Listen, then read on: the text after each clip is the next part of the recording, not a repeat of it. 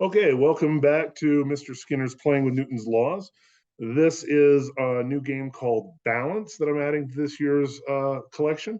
Back with me are my assistants, Hazel and Emma. Give us a wave. Hello. Yep, that's Hazel. That's Emma. I don't know which one is which, so you can figure it out later. Hey, this is called Balance. It's a game for ages 3 and up. So if you don't qualify to play this game, you probably shouldn't. These two barely squeeze in. I think they're like 4 or something like that. I don't really pay much attention. But if they lose to Mr. Skinner at a game designed for 3-year-olds, trust me, once again, I will make fun of them.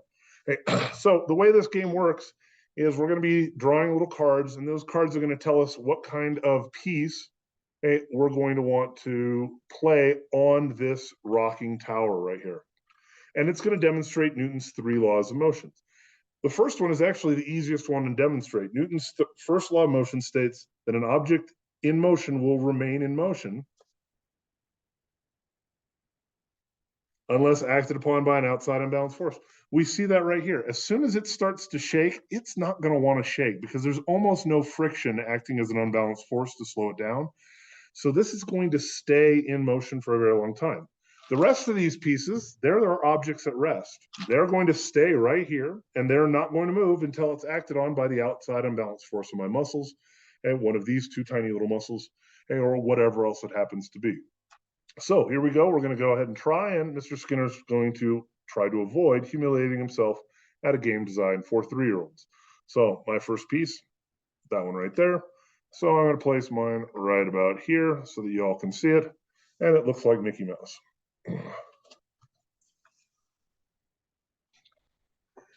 Now, the next one is, law is Newton's second law of motion states that a force is required to accelerate a mass.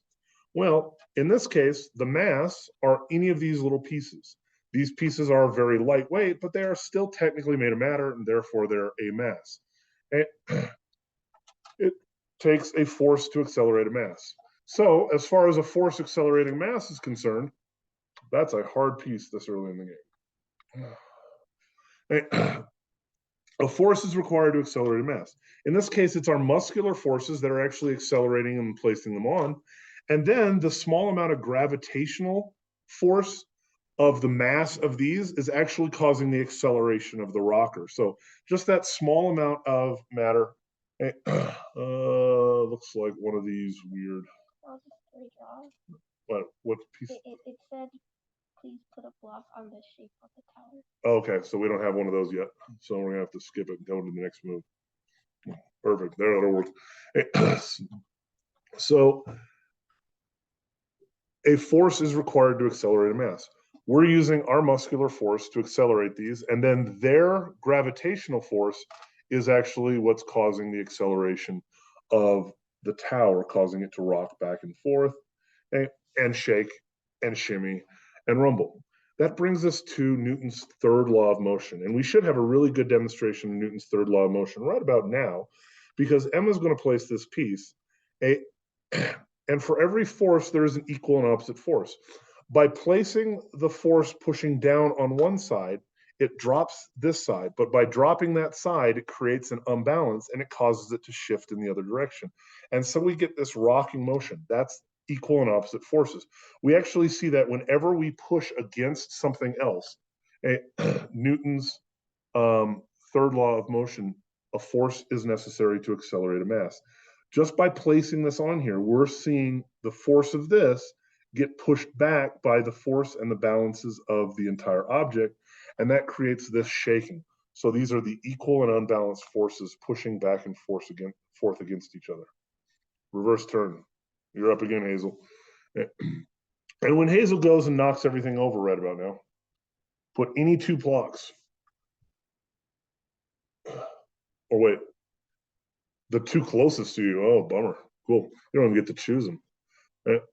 So when Hazel knocks this over, we're going to see a really great demonstration of all of Newton's forces happening at once. Hey, we're going to see like what it's like I predicted what was going to happen. Okay, that's no fun because now Mr. Skinner gets to play. At least I get to play a piece that I have a chance at not screwing up right here.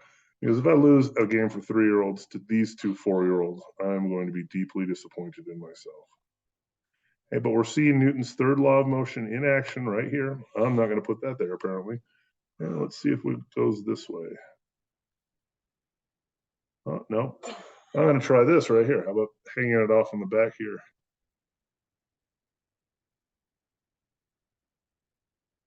Oh, yeah, that's how we do it right there.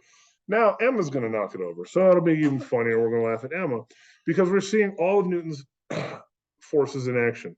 Okay? Objects in motion stay in motion unless acted upon because we're pushing all of these rocking and it's shaking and it just keeps doing that. Objects at rest, you notice all the pieces, once they're on there, they're actually not being acted upon unless we touch them. And so they stay at rest in those positions pretty much permanently. A force is necessary to accelerate a mass. In this case, the force of Emma's muscles is accelerating this piece and causing it to be lifted up and moved into place. And then finally, Newton's third law of motion states a force is necessary. For every force, there's an equal and opposite force. Apologize for my alarm here. And I think Emma just managed to lose because she knocked over some of the pieces. So, welcome to the game balance. Hey, shame on Emma. She's now lost 2 games to me today. These are playing with Newton's laws. Thank you very much for coming.